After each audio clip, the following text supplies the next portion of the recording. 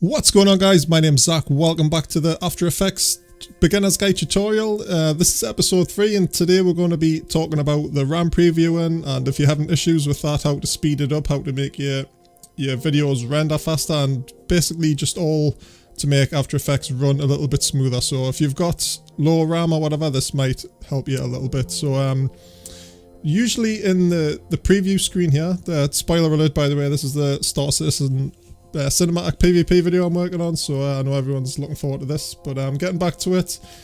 Sometimes when you're clicking around, you might get a bit of lag before the actual picture will show.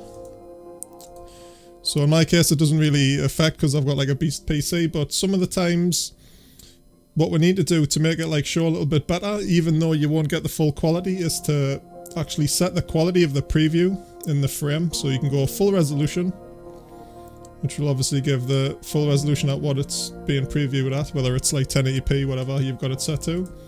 Or we can go half, and you can notice how it starts to go a little bit down in the resolution scale, but it does work a little bit faster. I know it's quite hard to tell. I've actually got this video set for 60 FPS, so we're going to be doing some stuff on the RAM preview, which that'll only basically show up in 60 FPS mode, so we'll keep an eye out for that in a sec. And obviously the more you take it down, the easier it's actually going to be able to preview and stuff, and the easier it'll be to work with. Like sometimes I just leave it on half normally anyway, and you can just zoom out a little bit and it still looks pretty good. So you can scrub through that pretty well. So if you're having problems with that, or you've got like a lower end PC, that might help a lot. But for the most part it's like full or half on my rig. The next issue is RAM previews. Now this is the thing which After Effects takes ages to do, even on mine sometimes. So to sort of help that through, we can come over here to a RAM preview options, and I'll just go over the basic functionality first.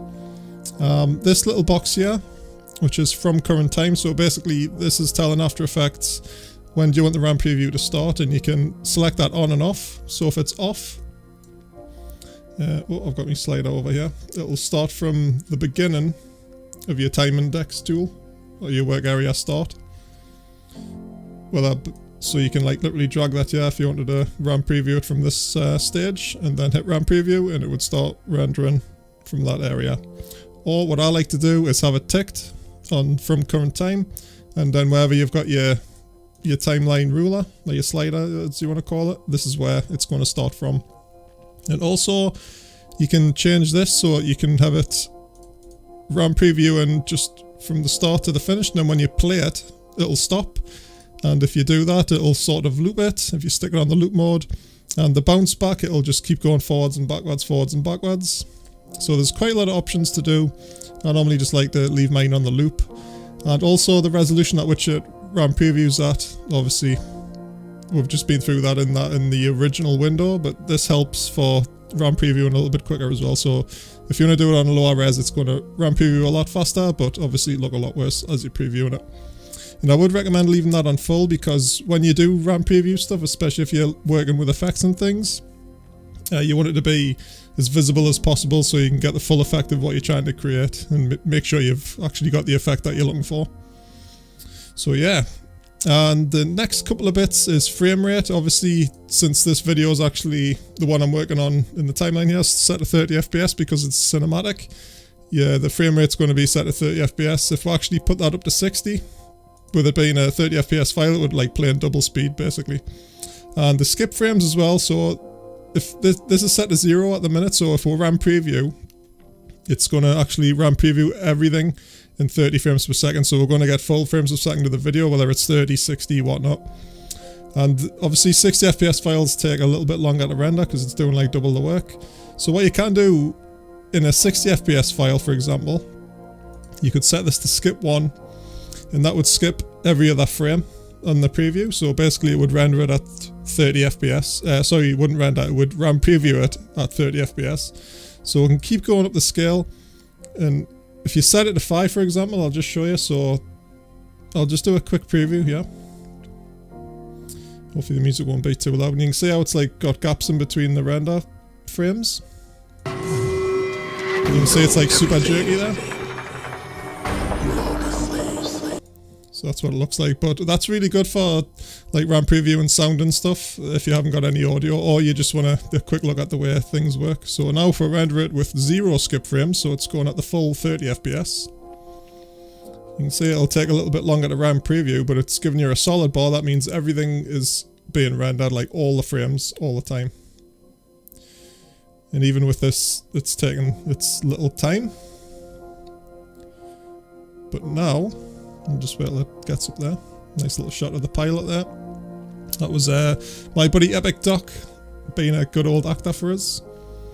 So that's ready, so we can just hit play. And you say super smooth. All nice. That's a bit of a spoiler for the vid there, but I don't want to spoil too much because this is, I'm feeling it's going to be really awesome. But I thought it would be a good example of how the RAM preview works and the functionality behind it. So now if we're to speed that up even more, we'll just go back here a little bit. Let's find somewhere nice where you can actually see. So around there. If we set the resolution to like quarter, we'll set that to quarter as well. Now we'll start RAM previewing. You can see even at 0 frames skipped, it's RAM previewing everything much faster because the quality is like at the lowest it can get, but it's still actually workable as you're working in After Effects. You know, it's obviously because the resolution's not there, you can still do it, but I would recommend if you're doing effects and overlays to try and keep it like full res if possible. So there we go, solid RAM preview bar, really nice, full frames. And you're just missing a little bit of resolution on it, which isn't a problem at all if you're just doing basic fades and things. So that's all good. And that's basically the RAM preview. One final thing I will go over, guys. If you go to your preferences, and then go to memory and multiprocessing. I've just recently had to go back down to 16 gig because like a stick blew up. So I'm down to 16, but it hasn't made too much of a performance issue. I've got another 16 ordered from Overclocker, so that's in the post right now. And we'll get that back up to 32.